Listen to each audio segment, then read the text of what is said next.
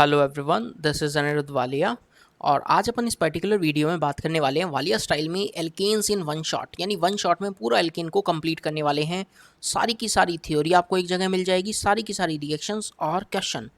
Sequence क्या रहेगी? सबसे पहले हम एल्केन को प्रिपेयर करने के मेथड सीखने वाले हैं, 10 से 12 मेथड्स, और उसके बाद हम इनकी केमिकल रिएक्शंस को स्टडी करेंगे। The very first method of preparation of alkene is hydrogenation. जब भी किसी एल्कीन या एल्काइन में hydrogen in presence of catalyst डाल देते हैं, और वो कैटलिस्ट भी कौन सा? निकल या फिर प्लेटिनम या फिर palladium. Hydrogen in presence of निकल या प्लेटिनम या पैलेडियम, तो आपको क्या ऑब्टेंड हो जाता है? आपको इनडायरेक्टली ऑब्टेंड हो जाता है एल्केन, यानी अनसैचुरेटेड कंपाउंड में हाइड्रोजन गैस पास करवाएंगे तो आपको सैचुरेटेड कंपाउंड मिल जाएगा। एक एग्जांपल के तौर पे लिख लेते हैं हम। मान लो ये कंपाउंड है, H2 इन प्रेजेंस ऑफ निकल डाला, क्या मिल जाएगा? ब्यूटेन मिल जाएगा। साइक्लोहेक्सीन होता, H2 इन प्रेजेंस ऑफ निकल डाला होता तो साइक्लो एल्केन मिल जाता। जब भी आप हाइड्रोजन इन प्रेजेंस ऑफ निकल डालेंगे आपको सैचुरेटेड कंपाउंड मिलेगा। Second, from alkyl halide. हम फटाफट से सारी रिएक्शंस को कंप्लीट करेंगे, इसलिए आप ईमानदारी से, ये जितने भी मिनट की वीडियो होने वाली है, आप बस ईमानदारी से एक एक बातों को मेरी सुनते जाना। बहुत बढ़िया बढ़िया चीज़ें आपको पता लगेंगी, और वीडियो के लास्ट में हम क्वेश्चंस की प्रैक्टिस भी करेंगे। रिडक्शन मेथड, जब भी आप एल्काइल हैलाइड में नेसेंट हाइड्रोजन पास करवाएंगे तो आपको एल्केन मिल जाएगा। और वो कैटलिस्ट कौन कौन से यूज़ कर सकते हैं? 5 कैटलिस्ट आपके सामने। Zinc in presence of HCl, यानी alkyl halide plus zinc in presence of HCl, alkane. Second है zinc plus acetic acid. Third है zinc copper couple in presence of ethanol. Fourth है रेड फोस्फोरस प्लस HI। काफ़ी important ये है, आपने शायद अभी तक ये सुना होगा, बाकी शायद ना सुने हों, बट ये सब भी करते हैं कन्वर्ट, एल्काइल हैलाइड को एल्केन में कन्वर्ट। यहाँ पर aluminium mercury amalgam in presence of ethanol. Third method of preparation, that is Wurtz reaction. Again one of the important reaction. Alkyl halide से अपन क्या ऑब्टेन करने वाले हैं? यहाँ पर एल्केन ऑब्टेन करने वाले हैं। मान लो एल्काइल हैलाइड लिया RX, 2 मोल लेते हैं। 2 moles of sodium in presence of ether, आपने क्या किया? 2 मोल्स ऑफ NaX को रिमूव करवा दिया और एल्केन ऑब्टेंड कर लिया। क्या आप यहाँ पर एक चीज़ देख रहे हैं? जितने कार्बन का एल्काइल हैलाइड लिया था उससे डबल वाला एल्केन मिल रहा है। तो नोट में एक इंपॉर्टेंट पॉइंट लिख लेना, जो आई होप लगभग सभी को पता भी होता है, बट फिर भी अपन लिखेंगे कि methane can not B obtained. Wurtz reaction से अपन मीथेन ऑब्टेंड नहीं कर सकते। मैकेनिज्म कौन सा रहता है? यहाँ पर 2 मैकेनिज्म काम में आते हैं। एक होता है free radical mechanism, the very first is free radical mechanism, और एक आयनिक मैकेनिज्म। क्लियर? ये दोनों मैकेनिज्म रहते हैं। इसके बाद और छोटी छोटी बातें अब 2-4 एग्जांपल कर लेते हैं ताकि आपको थोड़ा सा फील आए। मान लो CH3Cl लिया, sodium in presence of ether. Product क्या बनाएंगे? अरे आप सबसे पहले रेडिकल बनाओ। CH3 रेडिकल आपस में कंबाइन कर कर क्या इथेन बना लिया? आप सिंपली रेडिकल बना डालना और आपको प्रोडक्ट मिल जाएगा। जैसे ये रेडिकल मिला और ये रेडिकल मिला, एक और रेडिकल। अब दोनों रेडिकल को आपस में कंबाइन करो, क्या नज़ारा कुछ ऐसा होगा? देखो, ये रेडिकल और ये रेडिकल आपस में बॉन्ड बना लिए, तो आपको क्या मिल गया? आपको इनडायरेक्टली एल्केन मिल गया, डबल कार्बन वाला। थर्ड एग्जाम्पल देखना, ये भी थोड़ा अच्छा वाला सवाल है, आपको मज़ा आएगा। मैं कंपाउंड कुछ ऐसा बना रहा हूँ, यहाँ पर Cl लगा है, यहाँ पर Cl लगा है, sodium in presence of ether, वही सेम चल रहा है। करना क्या है? कुछ नहीं, आपको रेडिकल बनाना है, देखो यहाँ पर रेडिकल बना होगा, यहाँ पर रेडिकल बना होगा, इन दोनों को जोड़ दो। क्या है? कंपाउंड क्यूबेन है, और कंपाउंड का DU रहता है 4। कंपाउंड क्यूबेन है और कंपाउंड का DU कितना रहेगा? 4। एक बार चेक कर लेते हैं। C8H8 9 माइनस हो गया 4, सॉरी DU5 है, इसका DU5 है, 9 माइनस 4 5। DU निकालने का फॉर्मूला भी अपने को पता होना चाहिए। DU क्या है? Degree of unsaturation. एक कंपाउंड और लेते हैं, मान लो इसके अंदर sodium in presence of ether डाला होता तो क्या करना था? आप रेडिकल बनाएं, यहाँ पर रेडिकल बना होगा, एक रेडिकल और बना होगा, और आपस में क्या करवा दिए? हमने कंबाइन करवा दिया। तो इस तरह से हम रिएक्शंस को प्रोसीड कर सकते हैं। कुछ और प्रैक्टिस करते हैं। आइए, लेट्स प्रैक्टिस की जब बात हो ही रखी है, क्योंकि यहाँ से सवाल बनते हैं, इसीलिए मैं आपको करवा रहा हूँ प्रैक्टिस। मान लो क्लोरीन लगा दिया, sodium in presence of ether डाला है, वही वुड्स रिएक्शन चल रही है। आप क्या करेंगे? आप रेडिकल बनाएंगे। आपने यहाँ रेडिकल बनाया और आपने यहाँ रेडिकल बनाया, दोनों को आपस में जोड़ दो, और आपको जानकर आश्चर्य होगा, ये प्रोडक्ट जेई ने पूछ चुका है, प्रीवियस ईयर्स में से ये सवाल जेई पूछ चुका है। क्लियर है? तो ऐसे छोटे छोटे सवाल जब भी आएंगे आई होप आप बना लेंगे। मान लो यहाँ क्लोरीन, यहाँ क्लोरीन, अरे करना कुछ नहीं है, आप रेडिकल बनाएं, यहाँ रेडिकल बनाया, यहाँ रेडिकल बनाया, आपस में जोड़ दो। क्या साइक्लोप्रोपेन दिख गया? क्या सबको साइक्लोप्रोपेन दिख गया?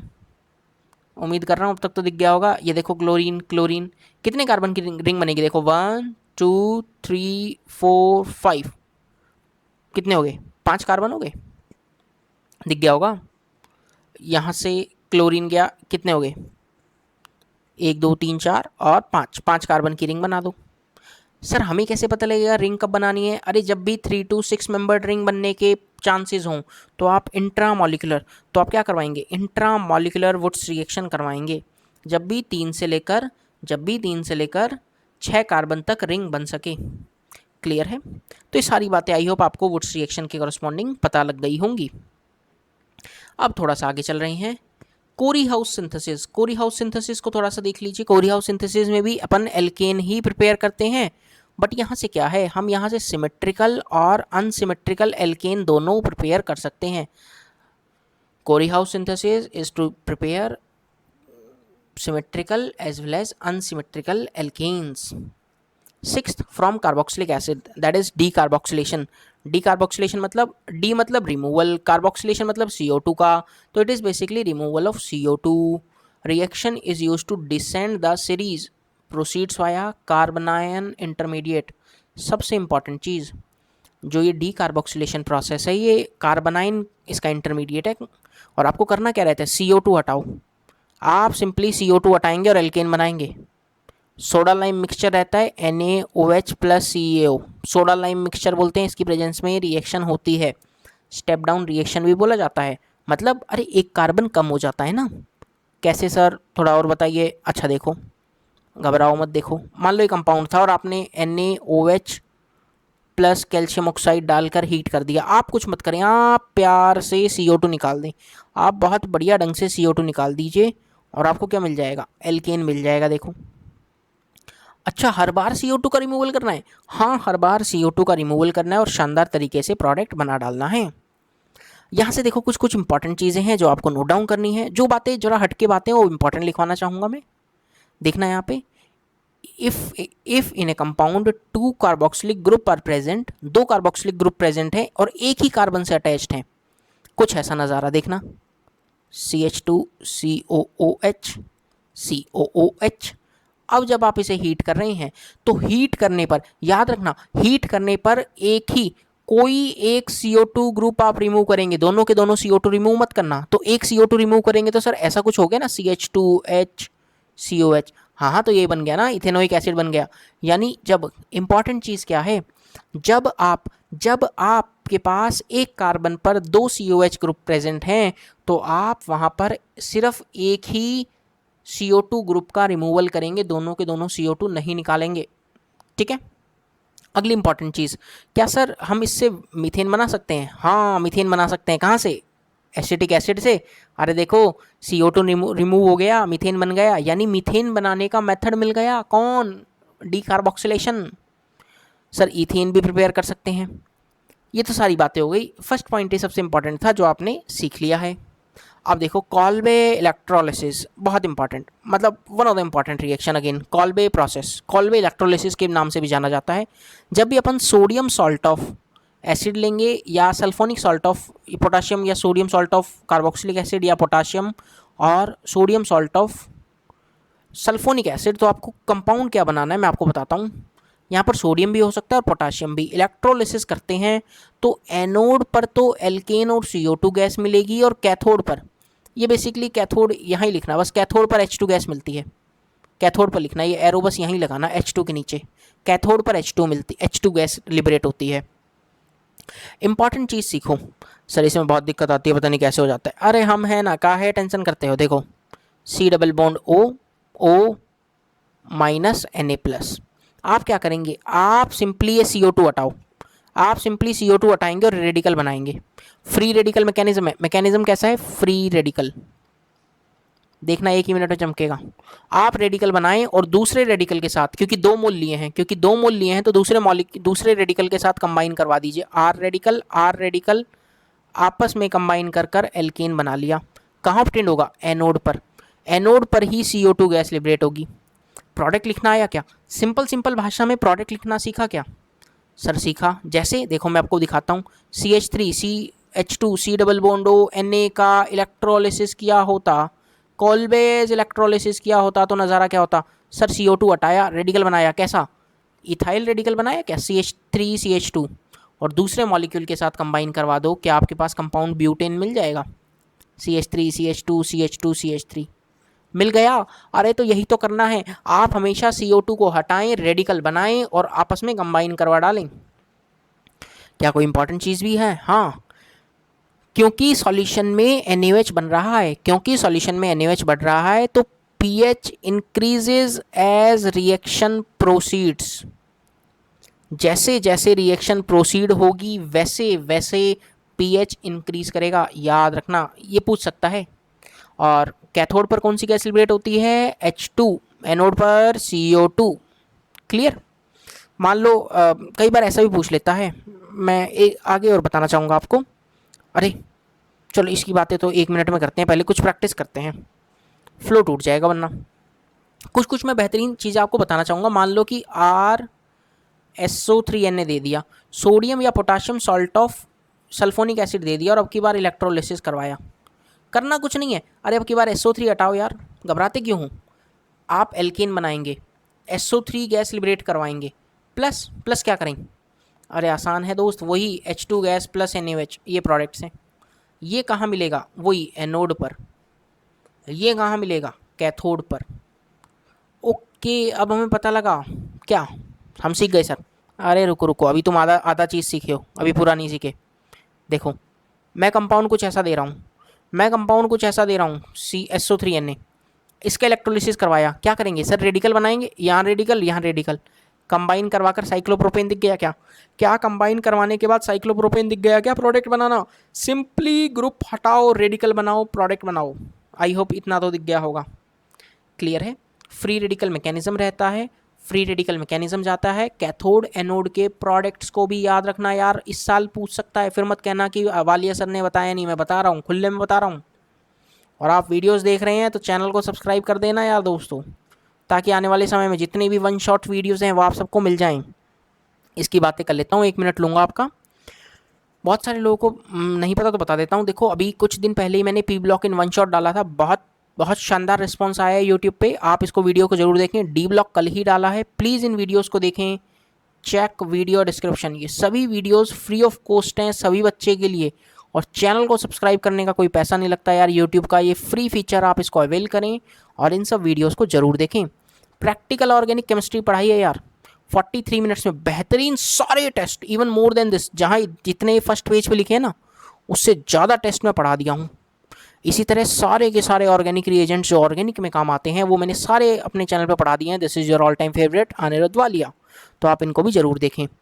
S block, P block, D and F, देखो S ब्लॉक भी पढ़ा दिया, इसी तरह पीरियोडिक टेबल पढ़ा दिया, सब कुछ पढ़ा दिया है वन शॉट रिवीजन में यार। एग्जाम से पहले यूँ मत कहना कि सर ने पढ़ाया नहीं, क्योंकि ये सब चीज़ें छोड़ के जाओगे तो मुझे बुरा लगेगा यार, क्योंकि सवाल यहीं से ही आएगा यार। हर सवाल कौन सा नया सवाल बनेगा, अभी तो बनेगा। तो आप इन सब वीडियोज़ को देखें और आनंद उठाएं। थोड़ा सा आगे बढ़ रहे हैं। Next method of preparation from alkanol या एल्केनल्स, एल्केनॉन यानी alcohol, aldehyde, ketone, carboxylic acid. दोस्तों याद रखना, बहुत ही आसान, पूछता है एग्जाम में भर भर के। एल्कोहल हो, एल्डिहाइड हो, कीटोन हो, कार्बोक्सिलिक एसिड हो, red phosphorus plus HI, red phosphorus plus HI सभी को एल्केन में कन्वर्ट कर देगा, सभी को एल्केन में कन्वर्ट कर देगा, सभी को एल्केन में कन्वर्ट कर देगा। खुले में बोल रहा हूँ, देख लो, याद रख लो। ओके सर, यानी CH3OH लिखा होता तो जितने कार्बन यहाँ हैं उतने ही कार्बन का एल्केन बनाना, मीथेन बना दो। मान लो कार्बोक्सिलिक एसिड में 4 कार्बन वाला मिल रहा है, CH3, CH2, COOH, तो आप प्रोडक्ट में क्या बनाएंगे? ब्यूटेन बनाएंगे यार, रेड फोस्फोरस HI डालने पर आप प्रोडक्ट में ब्यूटेन बनाएंगे, सेम कार्बन वाला। प्लीज़ याद रखना, प्लीज़ याद रखना। आई होप ये वाला बात अपन दिमाग में ही रख रहे होंगे। बोलो दोस्त। और या इवन इसको ब्यूटेन वाली चीज़ को ऐसे देखना यार, सॉरी, आप ब्यूटेन वाली चीज़ को ऐसे देखना, एक बार समझना, एक बार देखना वापस, मैं दोबारा बोलना चाहूँगा। एल्कोहल में आप सेम कार्बन वाला बनाएंगे, एल्डिहाइड में भी सेम कार्बन वाला बनाएंगे, बट यहाँ चेंज आ रहा है। प्लीज़ एल्डी कीटोन और कार्बोक्सिलिक एसिड में प्लीज़ एक बार देखें, इन दोनों कार्बन्स को पकड़ो, मान लो आर पार्ट को और सी पार्ट को, और इस वाले कार्बन से दोबारा ये कार्बन अटैच करवा दो। क्या मतलब सर? अरे देखो, मान लो ये वाला पार्ट आर ग्रुप था, ये वाला पार्ट आर ग्रुप था, और ये सी, तो आप प्रोडक्ट क्या बनाएंगे? 3 कार्बन तो ये हो गए, तो मैं इसको प्रोपाइल लिख देता हूँ, प्रोपाइल कार्बन और फिर प्रोपाइल। आप क्या कंपाउंड समझे हैं? ये पी के लिखा है प्रोपाइल, जैसे इथाइल होते हैं ना, ईटी। कार्बन ज़्यादा वाले यानी कार्बन्स की संख्या को ध्यान में रखना, एल्डिहाइड और एल्कोहल में सेम रहेगा, बदल किस में जाएगा? कीटोन और कार्बोक्सिलिक एसिड के अंदर। क्लेमेंशन रिडक्शन अगेन इंपॉर्टेंट, बहुत बार पूछता है। एल्कीन बनाने की मेथड ऑफ प्रिपरेशन है। कार्बोनिल में जब भी हम zinc mercury in presence of HCl डालते हैं तो आपको क्या मिल जाएगा? एल्कीन। याद क्या रखना है? Generally this reaction is avoid if acid sensitive groups are present in the carbonyl. जब भी एसिड सेंसिटिव ग्रुप आएंगे तो हम इस रिएक्शन को अवॉइड करते हैं। नॉर्मल केसेस में मान लो साइक्लोहेक्सेनोन है, जिंक मर्करी अमलगम डाला, प्रोडक्ट क्या बना दोगे? साइक्लोहेक्सेन नॉर्मल रिएक्शंस करवाओगे। इसी के साथ मिलता जुलता एक वुल्फ किश्नर रिएक्शन भी होता है। रिएजेंट बदल जाता है, प्रोडक्ट सेम रहता है। कार्बोनिल कंपाउंड से हम एल्केन ऑब्टेन कर सकते हैं, NH2 that is hydrogen in presence of basic medium using high boiling solvent that is ethylene glycol, आपको मिलेगा एल्केन। अब इस रिएक्शन को कब अवॉइड करना है? जब बेस सेंसिटिव ग्रुप आ जाएं तो इस रिएक्शन को अवॉइड करना है। नॉर्मल केसेस में हम डायरेक्ट प्रोडक्ट बना रहे होंगे। नेक्स्ट मेथड ऑफ प्रिपरेशन, दोस्तों सब्र रखना, अभी सिर्फ मेथड ऑफ प्रिपरेशन चल रहा है, अभी तो केमिकल रिएक्शन आनी बाकी है, पिक्चर अभी बाकी है मेरे दोस्त। ग्रिग्नार्ड RMgX, ग्रिग्नार्ड का बॉन्ड हमेशा पोलराइज करवाना R- मैग्नीशियम प्लस। करना कैसे है देखना, मान लो मैंने ऐसे लिख दिया RMgX, इसका रिएक्शन वाटर के साथ करवाया, क्या करेंगे? सर R पे माइनस है, R का माइनस वाटर से H प्लस लेकर RH बना लेगा क्या? देखो दिखता है क्या? नहीं दिखता। और MgX और OH माइनस बचा हुआ यहाँ अटैच हो गया, क्या प्रोडक्ट लिखना आया? सर जैसे मैं कंपाउंड देता हूँ CH3MgCl का रिएक्शन वाटर के साथ करवाया है, प्रोडक्ट बना दो। सर CH3 पे माइनस आया होगा, माइनस वाटर से H प्लस लेकर क्या मीथेन बना लेगा? CH3H that is methane. सवाल कैसा आएगा? हर बार करवाता हूँ, इस बार भी करवाऊँगा।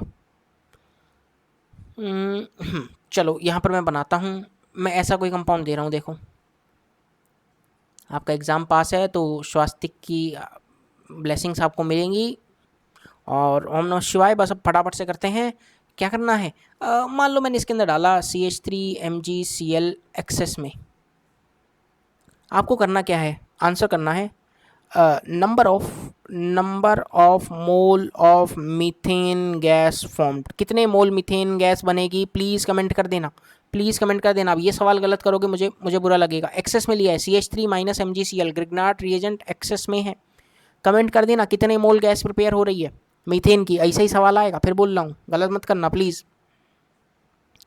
फिजिकल प्रॉपर्टीज़, देखो ये 11 मैंने अभी आपको मेथड ऑफ प्रिपरेशन बता दिए हैं, अब चलते हैं फिजिकल प्रॉपर्टीज़ पे, आसान है।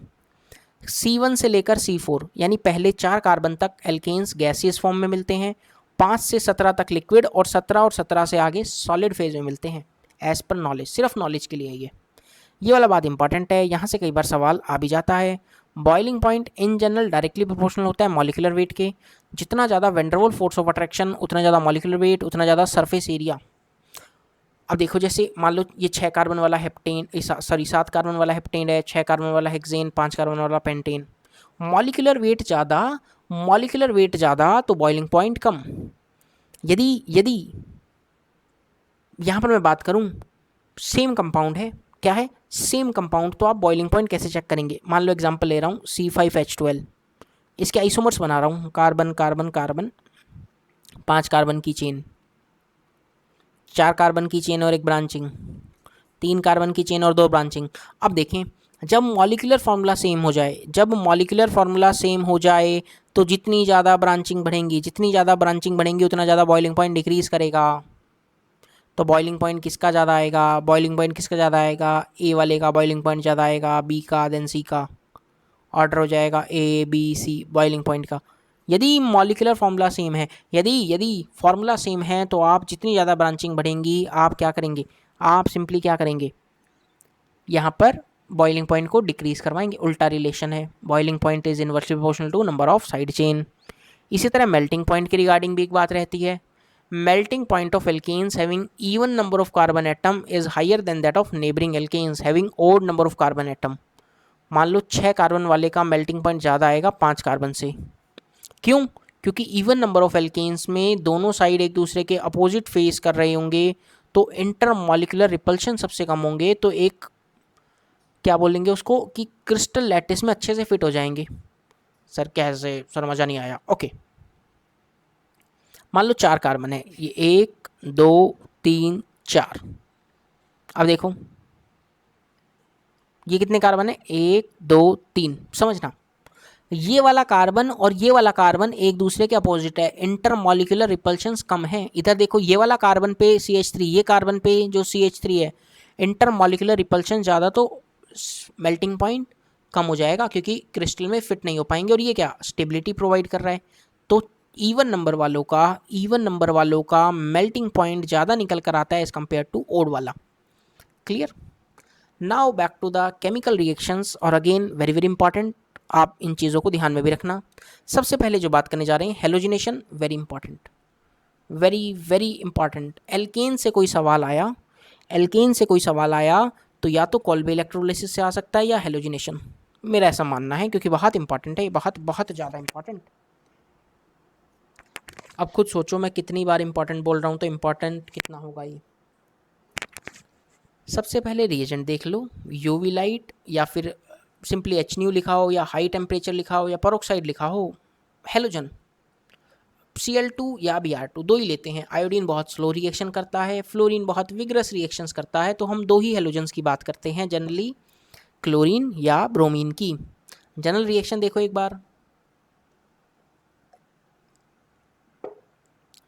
एल्केन में क्लोरीन डाला इन प्रेजेंस ऑफ यूवी लाइट, क्या किया, मान लो CH3H है, Cl2 डाला इन प्रेजेंस ऑफ यूवी लाइट, तो आपको क्या करना है, CH3Cl बना दिया प्लस HCl बाहर, यही वो सेम रिएक्शन है। मैकेनिज्म क्या है याद रखना, mechanism is free radical, mechanism is free radical, free radical mechanism से प्रोसीड होता है। कैसे, अब मैं आपको सिखाता हूँ। ये जो मैकेनिज्म दिखाने जा रहा हूँ, ये जो मैकेनिज्म देख रही हैं, यूँ समझ लेना कि भैया रामबाण है। सवाल मैं पूछूंगा, अगले ही 10 मिनट बाद मैं खुद सवाल पूछने वाला हूँ इसी वीडियो में, तो आप टेंशन मत करना, बट आप इसको एक बार समझ जरूर लेना अच्छे से, क्योंकि दिमाग को दिलो दिमाग में बैठ जाएगा तो काम आसान हो जाएगा। समझना, free radical substitution, this reaction is chain reaction which is completed in the following step. 3 step में होता है। The very first initiation step, इसमें इनिशिएशन स्टेप में आपको क्या करना है, होमोलिटिक क्लीवेज करवाना है हेलोजन का। मान लो क्लोरीन था, Cl2 लाइट डाला, टेम्परेचर डाला, तो आपको Cl रेडिकल में तोड़ देना है, two molecules of Cl radical. अगला क्या है, ये तो क्या था इनिशिएशन, यानी रिएक्शन को इनिशिएट करवाने के लिए रेडिकल जनरेट किया। फिर क्या, प्रोपोगेशन। प्रोपोगेशन में कुछ नहीं, जो एल्केन था वो X रेडिकल के साथ कंबाइन होकर R रेडिकल देगा और HX बाहर। स्लो स्टेप, कैसी स्टेप है, स्लो स्टेप, RDS। अगली प्रोपोगेशन में दूसरी जो स्टेप है वो R रेडिकल अब अगले मॉलिक्यूल ऑफ हेलोजन के साथ कंबाइन होकर RX बना लेगा। यानी ये 2 स्टेप्स हमने क्या क्या पढ़ी मैकेनिज्म में, इनिशिएशन और प्रोपोगेशन। प्लीज़ इन स्टेप्स को एज ए नाम के साथ ही याद रखना। अब लावारिस कौन कौन घूम रहा है, सर ये R रेडिकल लावारिस है और X रेडिकल लावारिस है, तो बस अब रिएक्शन को ख़त्म करने का समय आ गया है। चेन टर्मिनेशन स्टेप, जो जो लावारिस घूम रहे हैं या तो वो आपस में कंबाइन हो सकते हैं या दूसरों के साथ। मान लो X रेडिकल के साथ कंबाइन होकर X2 दे दिया, कार्बन रेडिकल के साथ कंबाइन होकर एल्केन दे दिया, और आपस में कंबाइन हो गए तो वापस एल्काइल हैलाइड मिल जाएगा।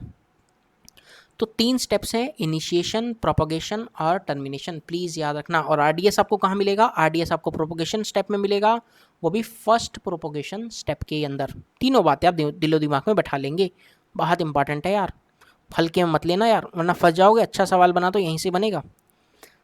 अब देखो ये कंबशन रिएक्शंस, आई होप अपने को पता होगा। मान लो कोई भी हाइड्रोकार्बन ऑक्सीजन के साथ रिएक्शन कर कर CO2 और वाटर देता है, वाटर लिक्विड फेज में रहता है, CO2 गैस रहती है, ये सब बातें आपको पता होगी।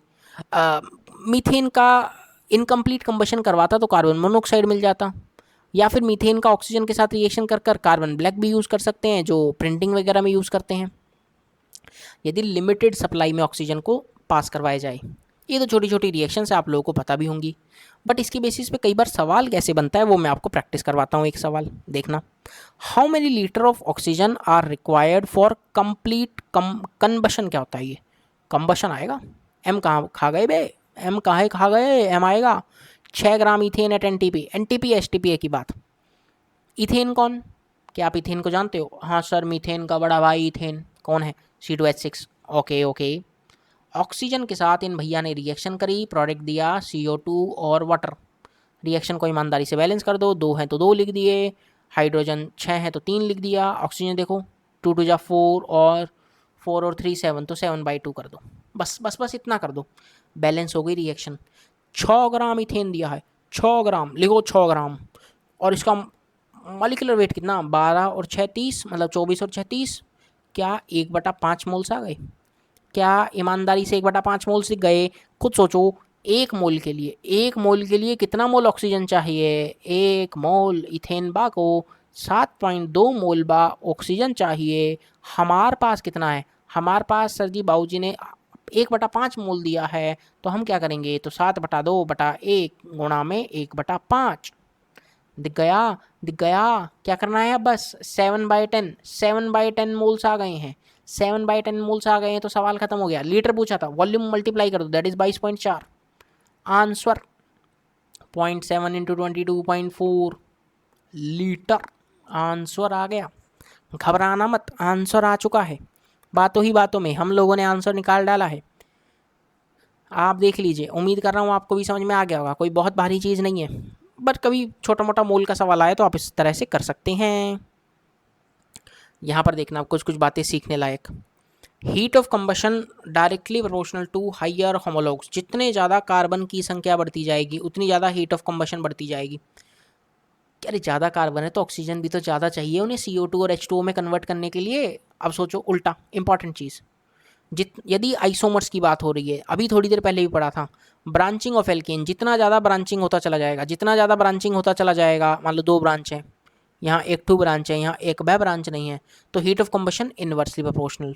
थर्ड में, जितना ज़्यादा साइज ऑफ रिंग, जितना ज़्यादा साइज ऑफ रिंग होगा उतना कम कंबशन होगा। उल्टा उल्टा, on increasing the size of ring from 3 to 6 stability of the ring increases. यदि स्टेबिलिटी बढ़ रही है तो हीट ऑफ कंबशन डिक्रीजेज पर CH2 ग्रुप, पर CH2 ग्रुप। ये तीनों पॉइंट आप दिमाग में बैठा लेंगे।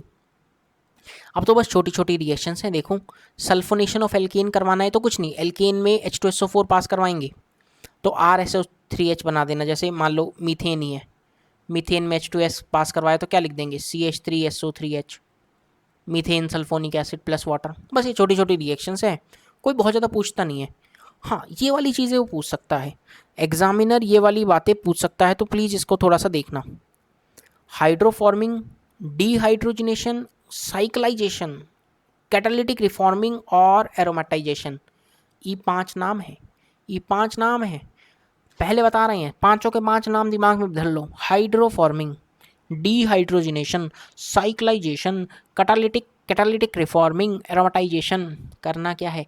आप सिर्फ याद रखना, अनब्रांच्ड हायर एल्केन्स 6 से 10 कार्बन वाले, 6 से 10 कार्बन वाले, जब उनको हम हीट करते हैं इन प्रेजेंस ऑफ क्रोमियम, मॉलिब्डेनम या टंगस्टन, इन सब के oxides, in presence of Al2O3, और टेम्परेचर लगाते हैं अराउंड 500 डिग्री सेल्सियस के आसपास, तो आपको एरोमेटिक हाइड्रोकार्बन्स ऑब्टेन्ड होते हैं।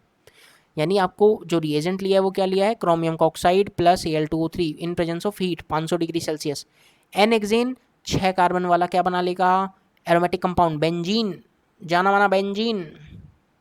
7 कार्बन वाला होता तो टोल्यूइन, 8 का होता तो ऑर्थोजाइलिन, कॉमन नेम है ऑर्थोजाइलिन, याद रखना। ये सारे प्रोडक्ट्स बनते हैं, this is nothing but aromatisation. नाम से याद रखना, एरोमेटिक कंपाउंड का फॉर्मेशन है, कैटलिस्ट पूछता है। Clear everyone? और अब ये 4 रिएक्शंस में जो सबसे इंपॉर्टेंट है वो तो फोर्थ वाली है, बट हम सारी एक बार देखेंगे कंट्रोल्ड ऑक्सीडेशन का, क्योंकि पढ़ रही हैं एक शॉट में तो सब कुछ पढ़ेंगे। यूँ नहीं कि 2 रिएक्शन मैं छुड़वा दूँ और फिर आप भटकते रहें, वो मुझे यार ये आदत मेरी है नहीं। मैं जब पढ़ाने बैठता हूँ तो सब चीज़ों को एक साथ ही लेकर चलता हूँ, इसीलिए ताकि आप कंटेंट देखें तो आपको अच्छा लगे, मतलब मज़ा आए, टाइम इन्वेस्ट कर रहे हैं तो आपको फ्रूटफुल रहे। यूँ नहीं कि वीडियो देख के अरे यार बेकार है, मज़ा नहीं आया, तो मज़ा आना चाहिए यार। पढ़ रहे हैं तो ईमानदारी से पढ़ेंगे यार, और ऐसे ही, वरना यार आप लोगों के लिए इतना दिन रात काम करते हैं यार, इसलिए। अब देखो कंट्रोल्ड ऑक्सीडेशन क्या है। मीथेन में जब लिमिटेड सप्लाई ऑफ ऑक्सीजन डालते हैं, कैटलिस्ट का रोल है बस, copper in presence of heat so atmosphere pressure पर, तो मीथेनॉल बनता है। वहीं molybdenum oxide in presence of heat करते हैं तो मीथेनल बनता, एल्डिहाइड से अल्कोहल से एल्डिहाइड बन गया। अब देखो यहाँ पर ये क्या है, इथेन, इथेन में डालते तो इथेनोइक एसिड बन जाता यदि कैटलिस्ट चेंज कर देता तो। अगली वाली सबसे इंपॉर्टेंट है, मान लो 3 डिग्री का एल्केन है, यहाँ सिंपली एल्केन है 3 डिग्री वाला, इसमें जब KMnO4 डालते हैं, KMnO4 ऑक्सीडाइज करवा देते हैं, तो आपको क्या मिलेगा, ये जो हाइड्रोजन था ना, ये जो हाइड्रोजन था ये वाला एक हाइड्रोजन, इसको हटाकर OH लगा दो सिंपली, यानी 3 डिग्री का अल्कोहल मिल जाएगा। और ये रिएक्शन सभी एल्केन्स में, सारे के सारे एल्केन्स में खाली 3 डिग्री वाला ही दे पाता है, tertiary hydrogen atom oxidise to corresponding alcohols, खाली 3 डिग्री वाला, और कोई एल्केन रिएक्शन नहीं करता है। यानी स्पेसिफिकली खाली एल्केन्स में KMnO4 के साथ खाली ये वाला एल्केन रिएक्शन करेगा और कोई भी नहीं करेगा। क्लियर है। आइए अब हम इसी के साथ हम लोगों ने सारा थ्योरी को दिया है अंजाम। अब समय आ गया है कि कितना सीखा है, आइए पहचानते हैं, जानते हैं। प्योर मीथेन कैसे प्रिपेयर करेंगे। प्योर मीथेन प्रिपेयर करना है, क्या वुड्स रिएक्शन से कर सकते हैं? बिल्कुल भी नहीं। कोल्बे इलेक्ट्रोलिसिस से सर रेडिकल बनाना था, कंबाइन करना था, खुद सोचो कि आधा रेडिकल बनाओगे? अरे मीथेन में तो एक ही कार्बन है, 2 रेडिकल आपस में कंबाइन होंगे तो कोल्बे नहीं। सोडा लाइम, हाँ ये तो लिखवाया था आपने, रिडक्शन विद हाइड्रोजन, अरे खुद सोचो, ये तो अनसेचुरेटेड को सैचुरेटेड में कन्वर्ट करता है ना। सबसे छोटा एल्कीन ही इथीन होता है 2 कार्बन वाला, यानी इससे भी नहीं कर सकते, क्योंकि इसमें जब आप हाइड्रोजन इन प्रेजेंस ऑफ निकल डालते तो इथेन बनता, ना कि मीथेन। एक ही कंपाउंड है, that is C, soda lime decarboxylation reaction. एक बार इस क्वेश्चन को खुद पढ़ें, खुद सोचें और अटेम्प्ट करें। पढ़ो सवाल।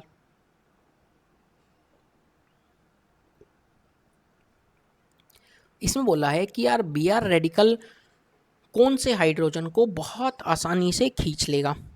ये A हाइड्रोजन, ये B हाइड्रोजन, ये C हाइड्रोजन। सर जी क्या हमें ये बात आपने बताई? बता देता हूँ। अरे क्यों घबरा रहे हो? क्या आपको फ्री रेडिकल का स्टेबिलिटी का ऑर्डर पता है? 3 डिग्री, 2 डिग्री, 1 डिग्री। अरे सर ये तो पता है। अरे वाह, हमारी मैडम ने बताई थी। अरे तुम मैडम की बात काहे भूलोगे बे, पढ़ाई में ध्यान दो, मैडम की बात क्यों कर रही हो? सोचो, सबसे पहले ए वाले को हटाते हैं, ए वाले हाइड्रोजन को हटाया, ए वाले हाइड्रोजन को हटाया, कौन से डिग्री का रेडिकल बनेगा? सर ये लो, ये रेडिकल बनाया, कौन से डिग्री के हो तुम 3 डिग्री वाले हो, तुम तो समझदार हो गए। अच्छा मान लो बी वाले को हटाते, मैं इसको एच ही लेने देता हूँ, बी वाले को हटाते तो यहाँ पे रेडिकल बनता, जब यहाँ पर रेडिकल बनता तो कौन से डिग्री का बनता? 2 डिग्री। तुम तो बेकार हो बे, 2 डिग्री वाला तो बेकार है। अरे बाकी सब एज इट इज़ लगा हुआ है, लगा रहने दो, हमें क्या मतलब। अब यार ये खब कुछ सोचो, इसको हटाएंगे तो 1 डिग्री का रेडिकल बनेगा। सबसे बढ़िया रेडिकल कहाँ बन रहा है, सबसे बढ़िया फ्री रेडिकल कहाँ बन रहा है? सर जी इस वाले को हटाने पर, ए वाले को हटाने पर, तो ए आंसर। बस जहाँ रेडिकल बहुत शानदार बन जाए वो हाइड्रोजन, वो अपना आंसर, खत्म सवाल, कुछ करना ही नहीं था। अगला सवाल देखो, action of heat of mixture of sodium propanoate and soda lime produces. Sir सवाल तो कर देते बट हम क्या करें, हमको सोडियम प्रोपेनॉइट है नहीं पता है तो हम सवाल कहाँ से करेंगे। अरे बेशर्मो, तुम ऐसी बातें कर रहे हो, मुझे गुस्सा आ रहा है, गुस्सा मत दिलाएं। अच्छा सोडा लाइम, हाँ सर सोडा लाइम हमें पता है, क्या पता है सोडा लाइम के बारे में? Sir NaOH plus calcium oxide. Okay क्या करता है ये? सर जी डीकार्बोक्सिलेशन। यार तुम्हें सब पता है, बस तुम मेरे मजे ले रहे हो, हैं बता क्यों नहीं रही? अच्छा एक बात बताओ, प्रोपेनॉइड मतलब कितने कार्बन होने चाहिए? प्रोपेनॉइड मतलब कितना carbon? Sir ji 3 to. CO2 निकाल रहे हैं तो एक कार्बन कम हो गया, तो आंसर में कितने कार्बन आने चाहिए? Sir 2 to. क्या मीथेन हो सकता है? बिल्कुल भी नहीं। इथेन? हाँ हाँ। प्रोपेन? बिल्कुल भी नहीं। इथाइलिन? शायद। एल्केन बनाना है बेशर्मो, मिल गए आंसर। ये तो जुगाड़ था, वालिया का जुगाड़। अब सोचो कॉन्सेप्ट, प्रोडक्ट लिखो, CH3 CH2 C double bond O. है नहीं, बन गया, बन गया, बातों ही बातों में कौन बन गया, बातों ही बातों में सोडियम प्रोपेनॉइड बन गया। जैसे sodium propanoate NaOH plus calcium oxide डाल के हीट करेंगे, CO2 भगाओ आंसर उड़ाओ, CO2 बढ़ाओ भगाओ आंसर लाओ, इथेन बना दिया हमने, इथेन। दिख गया प्रोडक्ट, दिख गया प्रोडक्ट। अगला सवाल, घबराना मत यार, घबराना मत। और अभी तक चैनल सब्सक्राइब नहीं किए हैं तो प्लीज़ सब्सक्राइब कर लेना बेहतरीन कंटेंट के लिए। ये सवाल देखो, mixture of two organic products was treated with sodium metal in presence of ether. कौन सी रिएक्शन है, कौन सी नेमिंग रिएक्शन है sir? Sodium in presence of ether, Wurtz ज़्यादा की याद आ रही है, वुड्स ज़्यादा, बहुत ही शानदार, सही याद आ रही है। आइसोब्यूटेन ऑब्टेन करना है, क्या ऑब्टेन करना है? आइसोब्यूटेन कहाँ से करेंगे, खुद सोचो। सर जी आइसोब्यूटेन तो हमें पता है, क्या पता है तुम्हें आइसोब्यूटेन के बारे में? ये रहा सर आइसोब्यूटेन, इस कंपाउंड का नाम है आइसोब्यूटेन। इसको ऑब्टेन करना है sodium in presence of ether डालते हुए। मान लो मैं तो सी ऑप्शन ले रहा हूँ, यानी थर्ड ऑप्शन ले रहा हूँ डायरेक्ट। मैंने यहाँ पे लिखा आइसोप्रोपाइल क्लोराइड की रिएक्शन मिथाइल क्लोराइड के साथ करवाई है। क्या सर ये NaCl चला गया? मान लो ये सोडियम 2 मोल आता तो NaCl चला जाएगा, क्या यही प्रोडक्ट बन गया? क्या यही प्रोडक्ट बन गया वाकों में, बातों ही बातों में? ये वाला ग्रुप कौन सा है? ये वाला ग्रुप आइसोप्रोपाइल क्लोराइड है और ये तो मिथाइल क्लोराइड। आंसर दे दिया थर्ड वाला ऑप्शन। आप लोग बाकी ऑप्शन से भी करेंगे ट्राई, जैसे मैं पहला ऑप्शन से करता हूँ, देखो क्योंकि मैं तो अच्छा हूँ, आपके लिए सब करके दिखाऊंगा। मिथाइल क्लोराइड की रिएक्शन प्रोपाइल क्लोराइड के साथ करवाई, प्रोडक्ट क्या बना भाई? सर जी 4 कार्बन वाला कंपाउंड, टिंग टिंग टिंग, बन गया ब्यूटेन, बन गया ब्यूटेन। हमें तो चाहिए था आइसोब्यूटेन, दिख गया। इसी तरह बाकी दोनों से भी चेक कर लेना, आंसर नहीं आएगा, आंसर खाली इसी ऑप्शन से आएगा। So the correct answer is third option. ऐसे आसान आसान सवाल आते हैं, कोई बहुत ज़्यादा मुश्किल नहीं आते, आप कर सकते हैं। यदि आपने मेरी बातों को एक एक ध्यान से सुना है तो आप सवाल को उड़ा देंगे। अब देखो, which of the following can not, ये कैन नॉट वाली चीज़ को अंडरलाइन करो, can not be considered as step of mechanism in a chain reaction of methane with Cl2। कौन सा स्टेप मैकेनिज्म का पार्ट नहीं है? मैं सारी स्टेप्स लिखता हूँ। इनिशिएशन, इनिशिएशन में क्या किया था भाई? सर हेलोजन को तोड़ा था, मान लो Cl2 है, क्या 2 मोल्स ऑफ Cl रेडिकल बनाया था? अगला क्या था? प्रोपोगेशन, प्रोपोगेशन, प्रोपोगेशन में क्या किया था? सर जो ये Cl रेडिकल था एल्केन के साथ, कौन है यहाँ पे? मीथेन, मीथेन ही लिखो ना फिर, यहाँ लिखते हैं CH3 और H। क्या किया था सर? CH3 रेडिकल बनाया प्लस HCl बनाया, ठीक है, बहुत ही बढ़िया।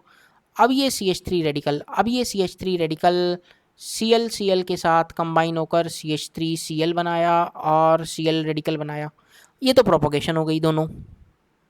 लास्ट क्या था? टर्मिनेशन, टर्मिनेशन क्या? अरे Cl रेडिकल आपस में कंबाइन कर कर Cl2 दे सकता है, CH3 रेडिकल आपस में कंबाइन कर कर इथेन दे सकता है, या ये दोनों आपस में कंबाइन हो गए तो मिथाइल क्लोराइड दे देंगे CH3Cl। ये पूरा मैकेनिज्म मैंने आपके सामने लिख दिया है। कैन नॉट पूछा है, क्या पहला स्टेप? हाँ सर ये दिख रहा है, कलर चेंज करते हैं, पहला स्टेप आंसर नहीं हो सकता। Sir methane plus Cl radical will give you CH3Cl plus H radical. अरे कहाँ है स्टेप है ही नहीं, आंसर बाकी है क्या? हाँ देखो CH3 रेडिकल ये रही प्लस HCl, ये आंसर नहीं हो सकता क्योंकि तो स्टेप है मैकेनिज्म की।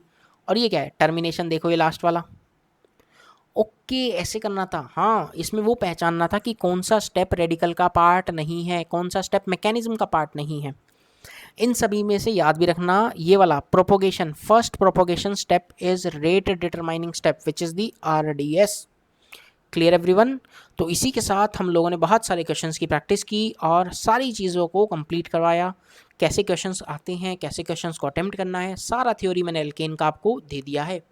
एल्कीन पढ़ना है तो कमेंट कर देना, एल्कीन भी पढ़ा देंगे।